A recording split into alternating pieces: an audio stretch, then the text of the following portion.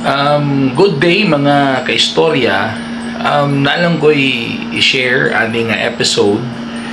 It's about our son, Glenn Anton Ardison W. Arsua, also known as Bader, who is diagnosed cerebral palsy, quadriplegic. So because of his situation, gihinay-hinay na namog dawat sa akong wife na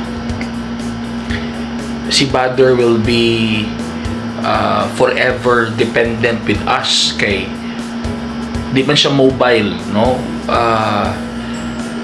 Dili siya katindog, dili siya kalakaw, walay control ang iyang mga hands, di siya makontrol. Tapos wala siya head control, so tanan amo, no? Ikan sa pagpakaon, pag-ilis, pagligo, even magtindog, dili siya katindog mga kaistorya. Pero one day, naflatan ko og ligid, naka-visit ko sa usa ka vulcanizing shop. And then I found out nga ang usa sa mga anak adtong tag-iya sa vulcanizing shop naa sila'y anak na almost the same case with baby brother, who is now 48 years old. And although dili siya makaistorya, pero makalakaw siya and makatindog siya. Makalakaw siya actually. And we have found out nga nakasugod siya glakaw at age 15. Akong gipangutana kung unsay ilang gihimo. Ang tubag sa ako, una ila lang ginahilot-hilot ang tiil, and then nag-ingon tong igsuon nga nagkahinay-hinay do kunog develop ang ilang igsuon. Because sila mismo, abi nila dili na makatindo o dili na makalakaw ang ilang igsuon.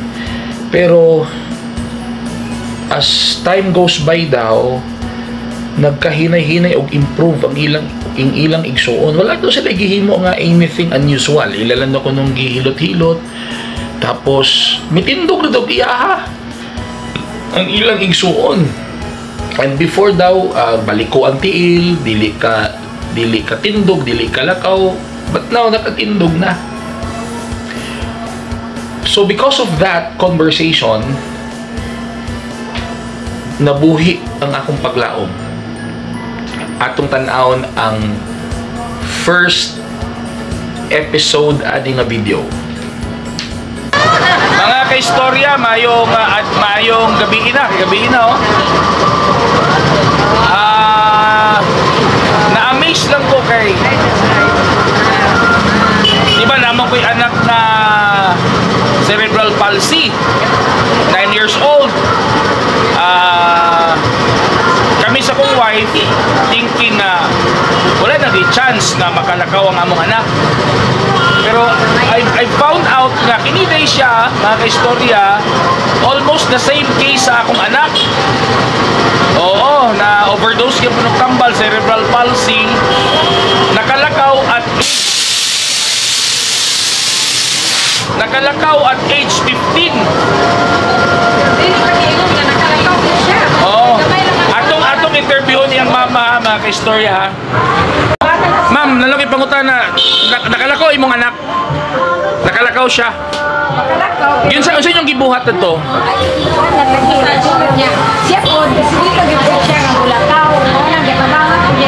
So massage lang.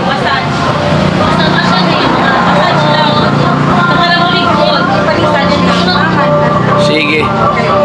Sunod na lang, sir. Sunod na lang. Sunod na lang ka diri. Sunod para makakuan ka sa kasunod yung sakto at ang information makuha kita. Okay. Sorry na timingan na nasa lakaw, so natay episode 2. Basta importante nakalakaw siya at age 15. Same case with baby Bader.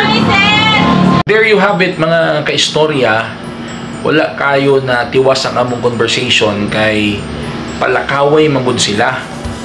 So, interesado ko makahibalo what happened nganong nakalakaw ang ilang igsuon, nakalakaw ang anak adtong babae nga matud pa nila hilot-hilot ra daw, and then nagkahinay-hinay daw develop. So by next video ani balikan ako to para may bawaan yun ako ang detail, because that incident has something to do with our son also, nga karon dili katindog, dili kalakaw, and 9 years old. So kung 15 years old to nakalakaw ang katunga girl, so we still have 6 years to work it out. So please don't forget to follow my page, Mag-Istorya-ta. Please follow, and subscribe on my YouTube channel. Alright, watch out for next videos. Thank you so much.